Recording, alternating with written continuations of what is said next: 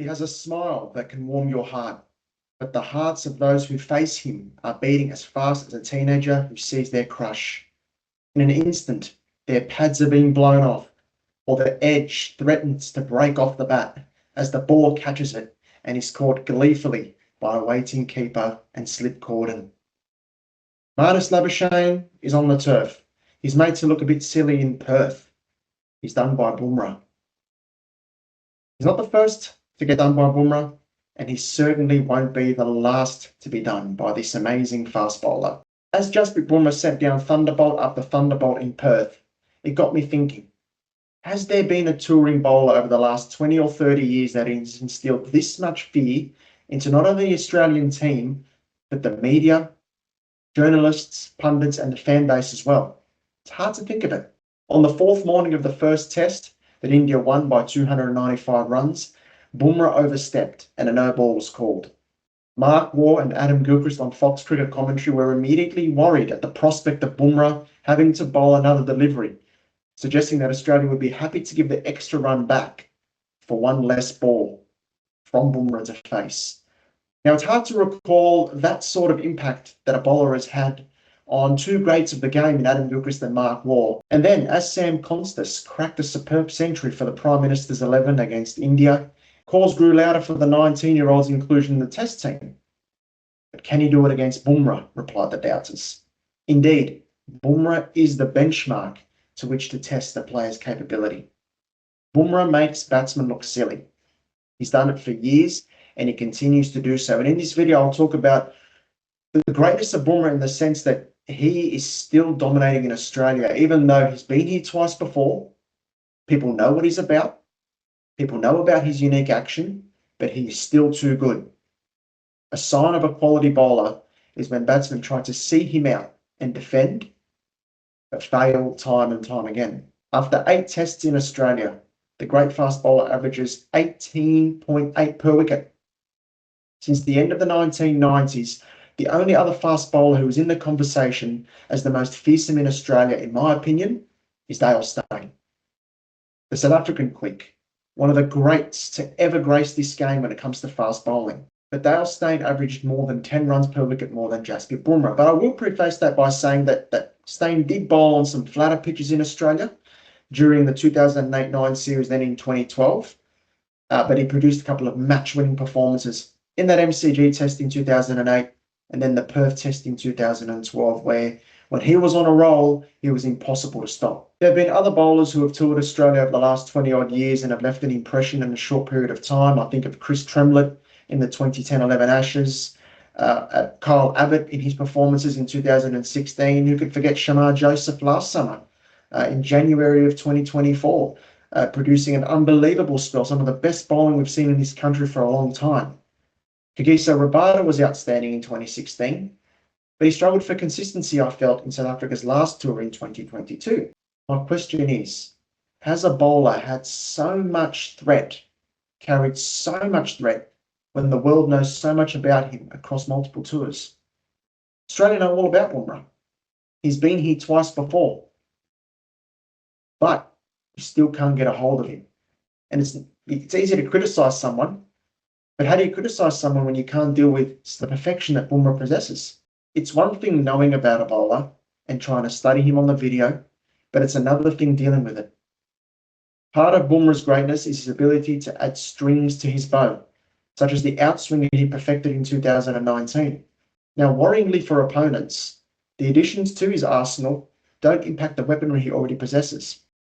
Now, what I've done is tried to compare Bumrah, who was on his 3rd visit to Australia, to other bowlers who have visited Australia 3 or more times, because we want to see how Australia deal with established bowlers who've been here before, and then when they come back again, how they perform after that as well. Because Australia, when they've seen a bowler in the early stages of their career, they try to study him and try to deal with him differently the next time he tours, way out in front.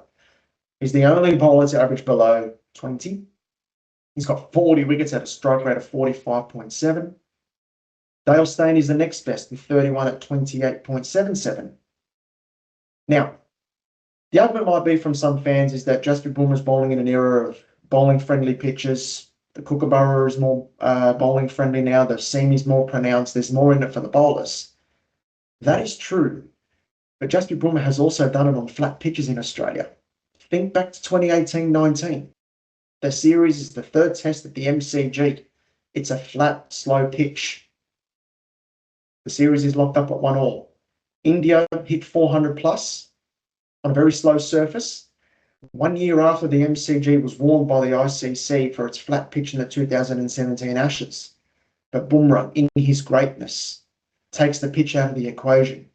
And who can forget that amazing slower ball to Shaun Marsh, remembered by all who saw it, none more so than Ian Gould, who probably had to take a moment or two to figure out what he just saw before raising the finger. His action, a lot has been made of it. And we've had bowlers over the years come through that have been unique in certain ways.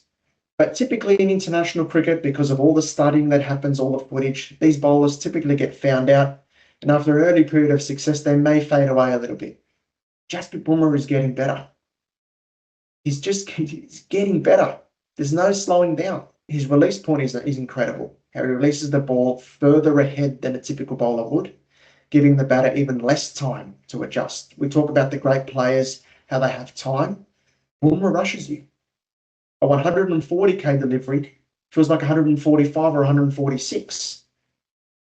Add to his ability to nip the ball in and smash the front pad, or nip the ball away and crash the outside edge.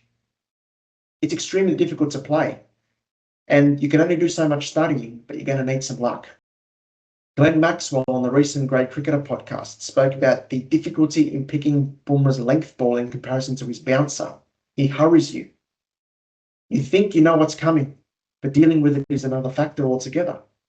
Then he's got his brilliant Yorkers, his fast off-spinners, his away swinger, his nip backer. When you talk about a fast bowling package, Amazon dreams of delivering such a package. Over the years, we'd rush to get a glimpse of our favourite batter. Everything stops if the likes of Steve Waugh, Brian Lara, Sachin Tendulkar are at the crease, among other greats. Bumrah, for me, is the bowling equivalent to that at the moment. The world is blessed with some great fast bowlers around the world at the moment, most notably Kagiso Rabada and Pat Cummins. But Bumrah is performing everywhere, and it's a kind of dominance I think that's rarely seen in the 21st century.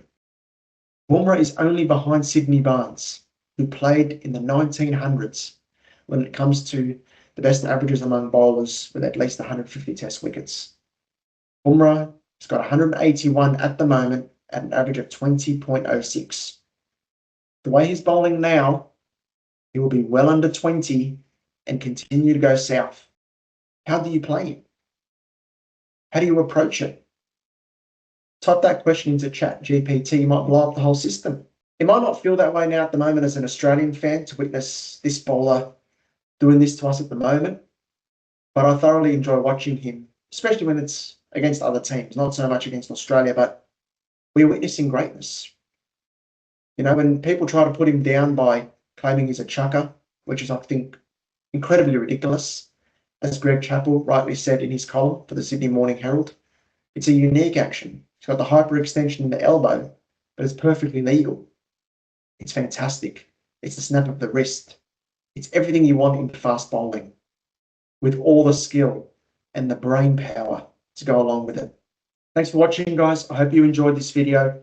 Please like, comment, and share the video. And please subscribe to the channel for more such content. Thanks, guys. Cheers.